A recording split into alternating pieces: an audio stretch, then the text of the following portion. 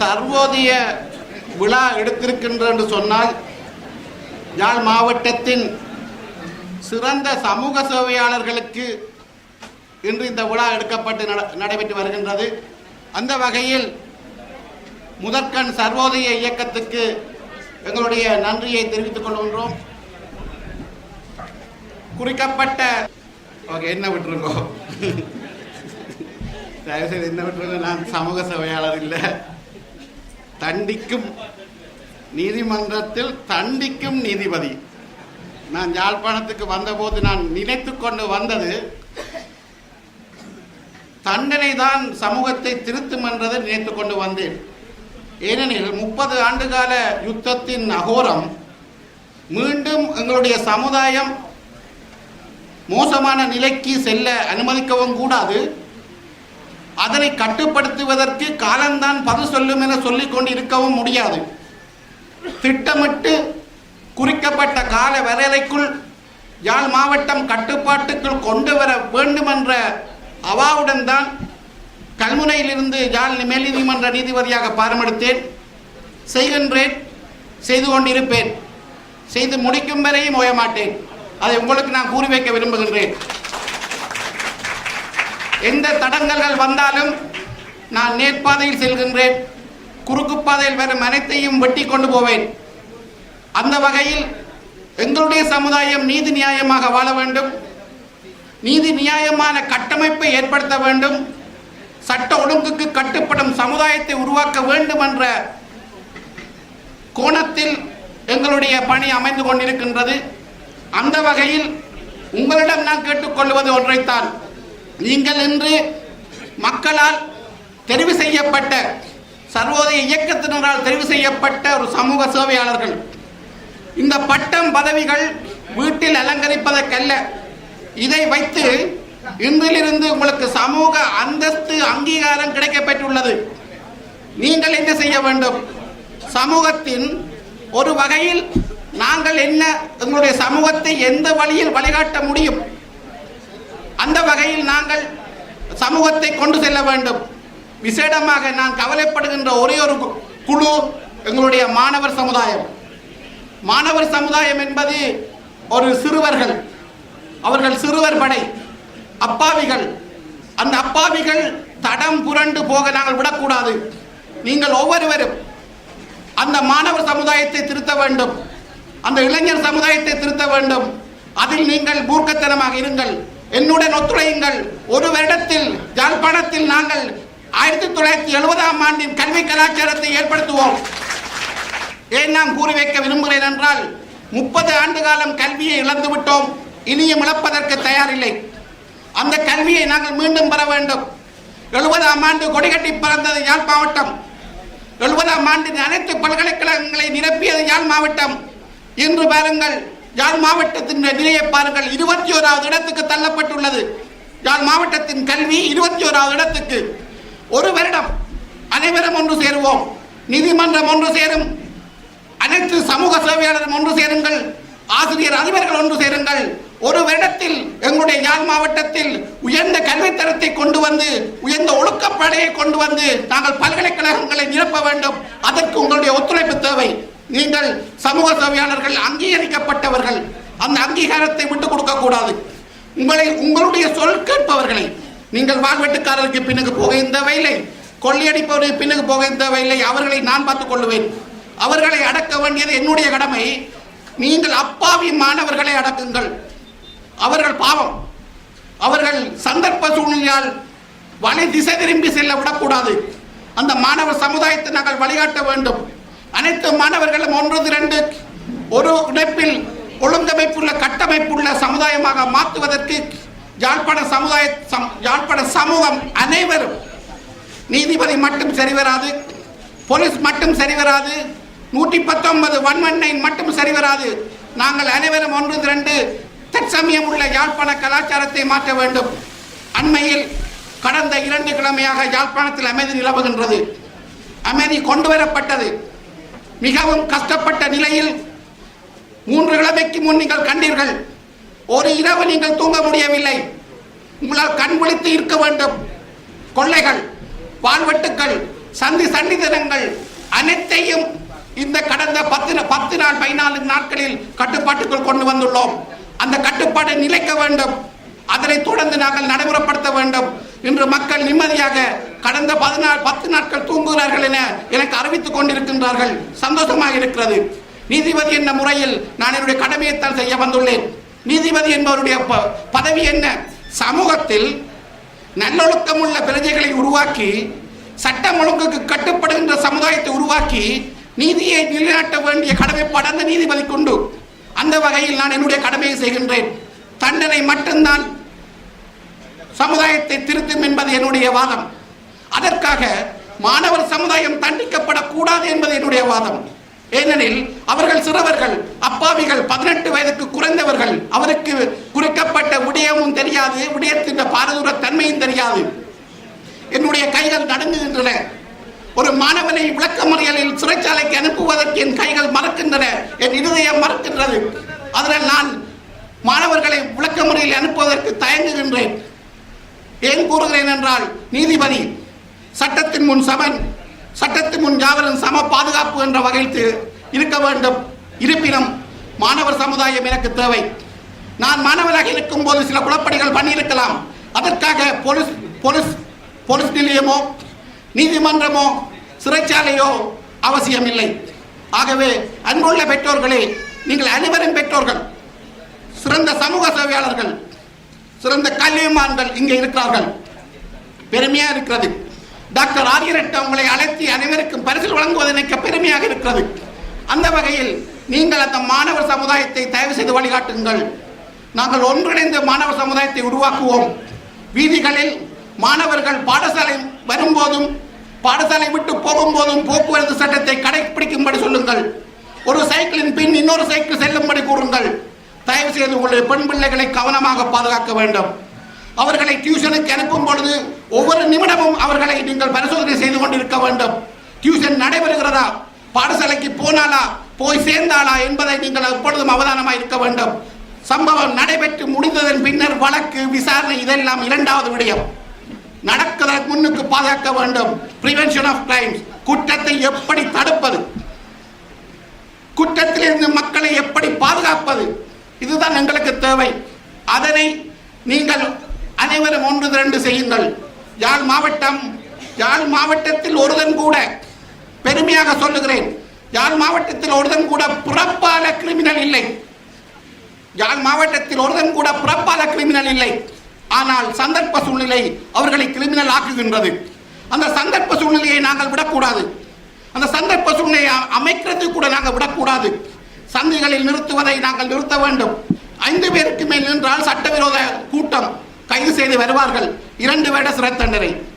பெண் பிள்ளையின் கையை பிடித்தால் 5 வருட சிறை தண்டனை. பெண் பிள்ளையை கடத்தினால் 7 வருஷ சிறை தண்டனை. கற்பழித்தால் 20 வருஷ சிறை தண்டனை. கொலை செய்தால் மரண தண்டனை. இது சட்ட புத்தகத்தில் எழுதப்பட்டுள்ளது. இதனை நாங்கள் நடைமுறைப்படுத்தி ஆக வேண்டும். அதில் எவருக்கும் இரண்டாவது பேச்சுக்கு இடமில்லை. நான் யாழ் மாவட்டத்துக்கு வந்துள்ளேன். இதுவரையும் 9 மரண தண்டனை கொடுத்துள்ளேன். அதே போன்று 20 பேருக்கு 10 வருடத்துக்கு மேற்பட்ட 15 வருடத்துக்கு மேற்பட்ட சிறை தண்டனைகள் கொடுத்துள்ளேன். ஆலோசனை செய்து, இதெல்லாம் பாரிய குற்றங்கள். நான் ஆலோசனை கொடுப்பதற்குரிய குற்றம் இல்லை. நடந்தது கொலை, கற்பழிப்பு, ஆட்கடத்தல், கஞ்சா, ஹெரோயின், இதெல்லாம் சமூக விரோத குற்றங்கள். இதுக்கெல்லாம் ஆலோசனை கிடையாது, தண்டனை மட்டுமே தீர்ப்பு. அந்த தண்டனை மூலம் மிக குறுகிய காலத்தில் யாழ் மாவட்டத்தின் சிறந்த சமுதாயத்தை உருவாக்குவது என்னுடைய கடமை. அதற்கு ஒத்துழைக்க வேண்டியது உங்களுடைய கடமை. நீங்கள் என் வழியில் வாருங்கள். நேர்பாதையில் செல்லுகிறேன். தயவு செய்து வாருங்கள், செய்வோம். ஒரு வருடத்தில் எங்களுடைய கல்வி உச்சநிலை அடைய வேண்டும். என்னுடைய அவா முழுக்க நான் படித்தது பரியோவான் கல்லூரி. ஒழுங்குமுறையில் வழி நடத்தினார்கள், ஒழுங்குமுறையில் ஒழுக்கத்தை சொல்லித் தந்தார்கள். இன்று படித்தேன், நீதிபதியாக வந்து நிற்கின்றேன். ஒவ்வொரு மாணவனுக்கும் ஒவ்வொரு ஆசிரியர் பின்னுக்கு நிற்பார். ஒவ்வொரு மாணவனுக்கும் ஒவ்வொரு தந்தை பின்னுக்கு நிற்பார். அப்படி ஒழுக்கத்தை சொல்லிக் கொடுங்கள், கல்வியை சொல்லிக் கொடுங்கள். அவர்களை எதிர்கால நாயகர்களாக்குங்கள், நாளைய கதாநாயகராக்குங்கள். அது உங்களுடைய கையில் உள்ளது. அதை நாங்கள் செய்ய வேண்டும். என்னுடைய இறுதி கோரிக்கை, இளைஞர்களை பெற்றெடுத்த பெற்றோர்களே, மாணவர் சமுதாயத்தை பெற்றெடுத்த பெற்றோர்களே, தயவு செய்து உங்களுடைய குழந்தைகளுக்கு ஆலோசனை வழங்குங்கள். சட்ட வரம்பெல்லையை மீற வேண்டாம் என்று சொல்லுங்கள், சட்ட ஒழுங்கை மீற வேண்டாம் என்று சொல்லுங்கள். சுதந்திரம் என்பது என்ன என்பதை உங்களுக்கு வரவிலக்கணப்படுத்துகின்றேன். உன்னுடைய கையை, உன்னுடைய விரலை என்னுடைய மூக்கு நுனிவரையும் கொண்டு வருவது உன்னுடைய சுதந்திரம். உன்னுடைய விரலை என்னுடைய மூக்கு நுனிவரை கொண்டு வருவது உன்னுடைய சுதந்திரம். மூக்கில் தொட்டால் உன்னுடைய மூக்கை உடைப்பது என்னுடைய சுதந்திரம். அதுதான் தற்காப்பு சுதந்திரம். அதை நீங்கள் பின்பற்றுங்கள். ஒவ்வொருவருக்கும் தற்காப்புரிமை உண்டு. ஒவ்வொருவருக்கும் தற்காப்புரிமை உண்டு. தன்னை பாதுகாப்பதற்கு உரிமை உண்டு. அது நீதிமன்றத்தில் வந்து சொன்னாலும் பயமில்லாமல் சொல்லுங்கள். ஐயா, இந்த கையை பிடித்தான் மூக்கை உடைத்தேன், தங்கச்சியின் கையை பிடித்தான் மூக்கை உடைத்தேன், பயமில்லாமல் சொல்லுங்கள். நீதிமன்றம் உங்களை விடுதலை செய்யும். ஏனெனில் அதான் தற்காப்புரிமை. கொலை கூட சட்ட புத்தகத்தில் உள்ளது. ஒருவனுக்கு கொலை அச்சுறுத்தல் மரணம் விளைவிக்கும் சந்தர்ப்பத்தில் அவனை கொலை செய்யலாம். இது தற்காப்புரிமை என்று சட்டம் சொல்லுகிறது. என்னை ஒருத்தன் கொல்லுகிறான், நான் 2 கையையும் கும்பிட்டு கொண்டு நிற்க மாட்டேன், எதிர்த்தாக்குதல் நடத்துவேன். அதன் விளைவாக அவன் இறந்தால் அது தற்காப்புரிமை மரணம், அது கொலை அல்ல என சட்டம் சொல்லுகின்றது. ஆகவே தற்காப்புரிமை என்பது ஒவ்வொருவருக்கும் உண்டு. ஆகவே நான் கூறுவது என்பது என்னவென்றால், சுதந்திரம் என்பது ஒருவருடைய மூக்கு நுனிவரை விரலை கொண்டு செல்வதற்கு தான் சுதந்திரம் உண்டு. அவனுடைய மூக்கை தொடுவதற்கு சுதந்திரம் இல்லை. அப்படி தொட்டவன் மூக்கை உடைப்பதற்கு எனக்கு தற்காப்புரிமை சுதந்திரம் உண்டு. இதை நீதிமன்றத்தில் நீங்கள் விளங்கப்படுத்தினால் உங்களுக்கு அந்த உரிமை கிடைக்கப்படும் என்பதை கூறி மாணவர்களுக்கு வழிகாட்டுங்கள், இளைஞர்களுக்கு வழிகாட்டுங்கள். ஒரு ஒழுக்கப்படையை அமையுங்கள், பாடசாலைகளில் ஒழுக்கப்படைகளை அமையுங்கள். எங்களுடைய கல்வி சமுதாயத்தை உருவாக்குவோம். ஒரு வருடத்தில் எங்களுடைய பல்கலைக்கழகங்கள் நிரப்பப்பட வேண்டும். அதன் அடிப்படையில் எதிர்கால யாழ் குடாநாடு சரித்திர புகழ்பெற்ற காவியங்களை படைக்கும் ஒரு யாழ் குடாநாடாக மாறுவதற்கு வாழ்வெட்டு, கொள்ளை, கடத்தல் வெட்கமாக உள்ளது. வெளி மாவட்டத்துக்கு நான் நீதிபதியாக போகின்றேன், தற்சமயம் கூட போகின்றேன். திருகோணமலை மாவட்டத்துக்கு நீதிபதியாக போகின்றேன், மட்டக்களப்பு மாவட்டத்துக்கு நீதிபதியாக போகின்றேன், கல்முனை மாவட்டத்துக்கு நீதிபதியாக இன்றும் போகின்றேன், போய் வருகின்றேன். பதில் நீதிபதி கேட்கிறார்கள், என்ன சார் யாழ்ப்பாணம் ஏன் சார் வாழ் வச்சிருக்காங்க? அது எப்படிப்பட்ட ஊர்? அந்த ஊர்ல என் வாழ் வந்தது, அந்த ஊர்ல என் சந்தியில் அடி வர்றாங்க. ஏன் அங்கே போதவஸ்து வந்தது? அங்கே ஏன் கஞ்சா வந்தது? யாழ்ப்பாணமா இது? யாழ்ப்பாணத்தினுடைய பண்பாடு கலாச்சாரம் என்றால் அது உலகம். இன்றும் நாங்கள் யாழ்ப்பாண பொது நூலகத்தை ஆசியாவின் மிகப்பெரிய கல்வி களஞ்சியம் என்று சொல்லி பெருமைப்படுகிறோம். அப்படிப்பட்ட யாழ்ப்பாணம் ஏன் இந்த பாதையில் செல்லுகிறது? விடாதீர்கள், கடைசி வரையும் விடாதீர்கள். அவங்களை திருத்துங்கள், இறுதி வரை துரத்துங்கள் என்று எனக்கு ஆலோசனை கூறுகின்ற பல நீதிபதிகள், பல சட்டத்தணிகள் இருக்கின்றார்கள். அவர்களுடைய ஆலோசனையின்படி என்னால் இயன்றவரை நான் செய்வேன். சட்டம், சமுதாயம், கலாச்சாரம், பாரம்பரியம் என்பவற்றை உள்ளடக்கி என்னால் இயன்ற அனைத்து சேவையை நான் செய்வேன். இன்று கூடியிருக்கின்ற அனைத்து பெருமக்கள், சான்றோர்கள், பரிசில் பெறும் அனைவருக்கும் எனது மனப்பூர்வமான வாழ்த்துக்கள். இன்றிலிருந்து நீங்கள் ஓராண்டு உங்களுடைய கடமையை ஆரம்பியுங்கள். சமுதாயத்தை கவனிப்பது, மாணவர்களை கவனிப்பது, இளைஞர்களை கவனிப்பது, இதை செய்யுங்கள். மிகுதியை நாங்கள் செய்கின்றோம்.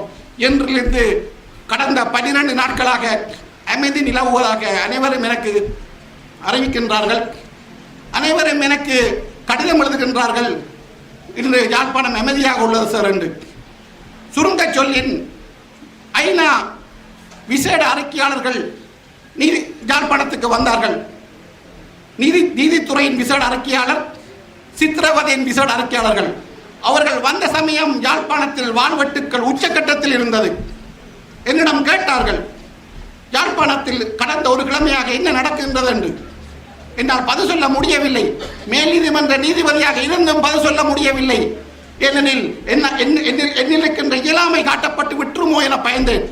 இருப்பினும் கடன் நடவடிக்கை எடுத்தேன், இறுதி வரை கடன் நடவடிக்கை எடுத்தேன்.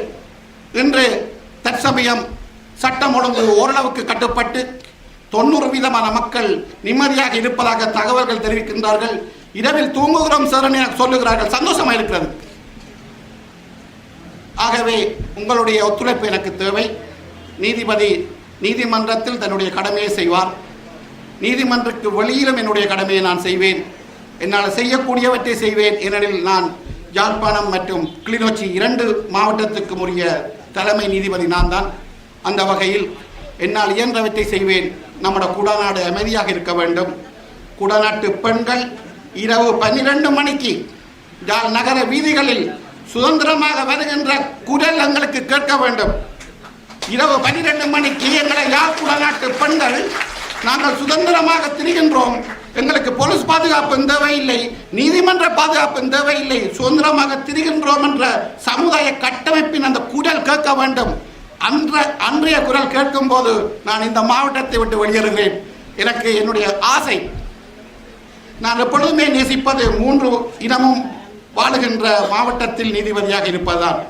ஏனெனில் அங்குதான் பிரச்சனை கூட 3 இனமும். அந்த வகையில் வவுனியாவில் 9 வருஷம் இருந்தேன், திருகோணமலையில் 4 வருஷம் இருந்தேன், கல்முனையில் 3 வருஷம் இருந்தேன். இப்பொழுது 99.95% உள்ள தனி தமிழ் மாவட்டத்துக்கு வந்துள்ளேன். சந்தோஷமாக இருக்கிறது. நான் பிறந்த மாவட்டம். இந்த மாவட்டத்தில் நான் பிறந்ததற்கு ஒரு கடமை செய்யக்கூடாதா? என்னுடைய கடமை பிறந்த மண்ணுக்கு செய்வதற்கு அந்த கடமை அழைக்கின்றது. அதனை நான் செய்கின்றேன். அதை நாங்கள் செய்வோம், அனைவரும் செய்வோம் என கூறி எங்களுடைய டாக்டர் ஆரியரட்ன அவர்களுக்கு அனைவரும் எனக்காக his daughter is my teacher today அனைவரும் எழுந்து நின்று அவருடைய மகளுக்கு நான் என்னுடைய நன்றியை தெரிவித்துக் கொள்கின்றேன். நன்றி, வணக்கம். நன்றி, வணக்கம். நன்றி.